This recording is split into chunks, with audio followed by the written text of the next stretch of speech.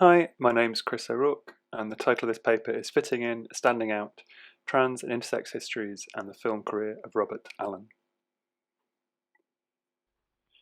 This is a scene from the 1960 British film Saturday Night and Sunday Morning, featuring Rachel Roberts as Brenda and Brian Pringle as Jack. I'm starting with this scene because of a small detail, the newspaper that Jack's reading while Brenda gets ready to go out, off to carry on her affair with Jack's co-worker Arthur. The issue of the Daily Mirror that Jack is holding is a real one, and it dates the scene to Friday 30th of August 1957. The front page headline, "Be Proud of These Men," refers to two stories celebrating military men as national heroes. The back page deals with a different kind of human interest story. The full headline reads, "A groom for the second time, and he was once a bride." The man in question is Robert Allen, and it's his experiences in and out of the media spotlight that I want to talk about. As well as being the subject of this 1957 news story, Allen was also the author of the 1954 memoir But for the Grace, one of the earliest transgender or intersex autobiographies published in the UK. Along with recounting his social and legal transition to Robert, Allen's memoir also discusses his short career working in the British film industry.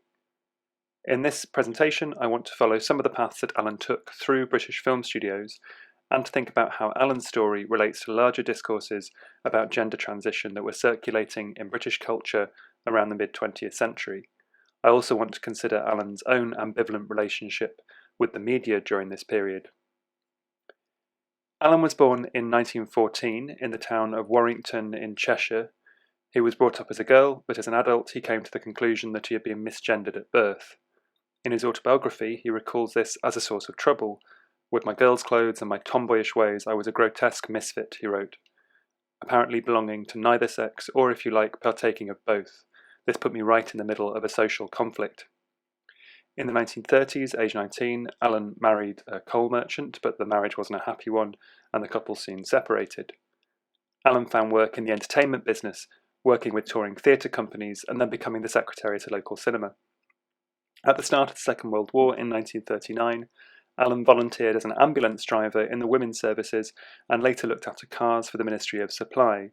Then, in the summer of 1942, he began to apply to companies in London for work, and he eventually secured a job in the film industry. His first film job was as the secretary to a production manager at Denham Studios. When it opened in 1936, Denham was the biggest studio complex in the UK.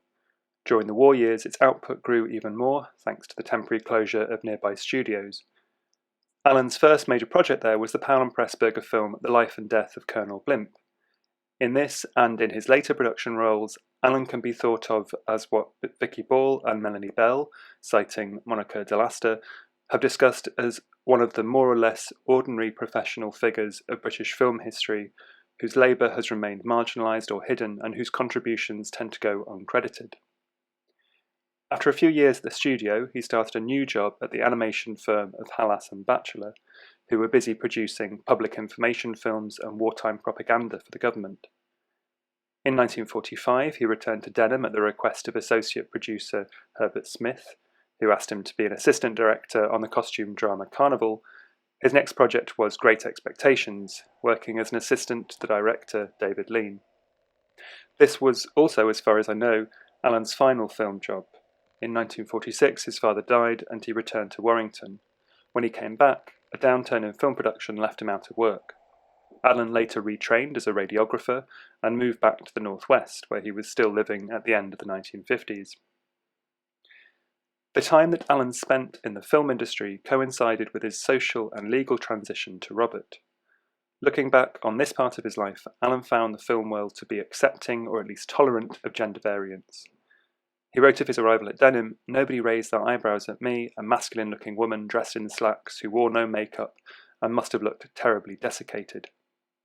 Over the next few years, as he embarked on the process of establishing his identity as a man, he continued to see the film industry as a retreat, an island of fantasy as he described his time working on Carnival, away from his dealings with state bureaucracy and the everyday moments of hostility he encountered elsewhere.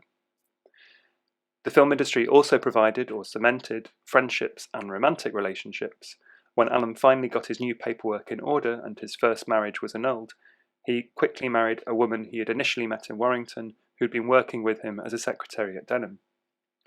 One of the films that Alan worked on around this time, the short Powell and Pressburger recruitment drama The Volunteer, offers a similar view of British studio life as a collegial and close-knit world of its own.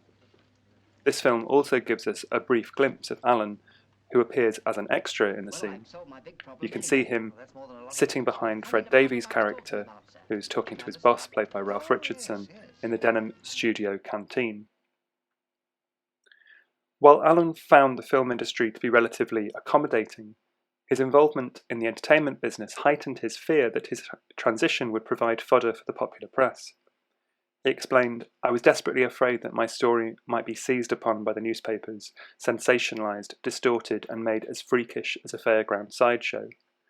This was a legitimate concern. In the previous decade, the national dailies and Sunday papers had published a steady stream of stories about gender transition. The historian Claire Tebbett finds that there were 20 or so cases of a change of sex reported in the British popular press during the 1930s, and these people's stories were covered by multiple newspapers over multiple days and picked up and retold by other news media such as magazines and cinema newsreels.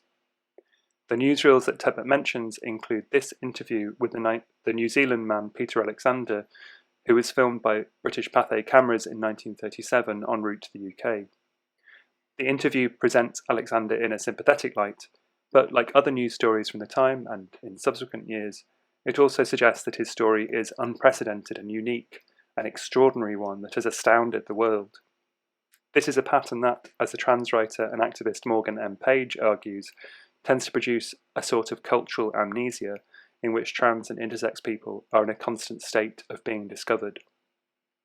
British news reports about trans and intersex lives in the 1930s were increasingly interested in medical explanations for gender nonconformity and in the possibilities of hormonal and surgical interventions.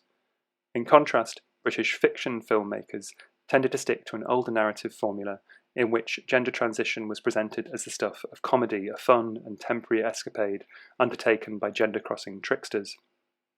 Depictions of female characters adopting masculine personas often carried an erotic appeal as well, with films and publicity material emphasising the glamour and sexiness of the cross-dressed female star. Films about gender crossing also drew on popular performance traditions from the stage and, as Alan suggests, the fairground, where sideshow exhibitors had long presented people who were deemed to be physically different as oddities or freaks of nature. Venues like the Palace of Strange Girls in the seaside resort of Blackpool preserved the sideshow style of presenting gender non-conforming bodies as a spectacle well into the post-Second World War era. Here it is being captured and satirised in the 1961 film A Taste of Honey. By the 1950s, when Alan was writing, the idea that sex was not always stable or immediately intelligible, as Tebbett puts it, had become even more commonplace. This came about partly through media reporting about trans women, including, most famously, the American former GI Christine Jorgensen, who first hit British headlines in 1952, and the British racing driver Roberta Cowell, whose life story was serialised in the magazine Picture Post in 1954. Alan's own autobiography was first serialised in the Sunday paper The Empire News later that year.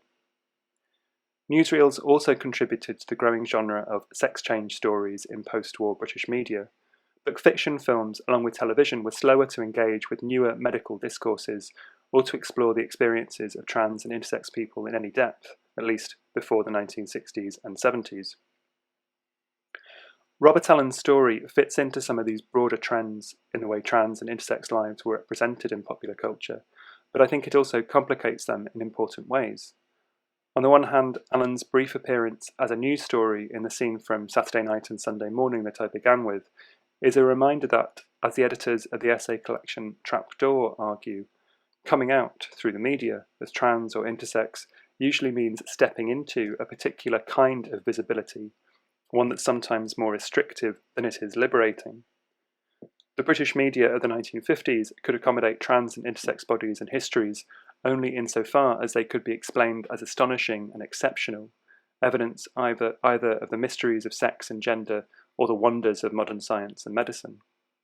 But Allen's involvement first-hand in the British film industry also points to a more active and complex history of trans and intersex presence in the British media, including the cinema.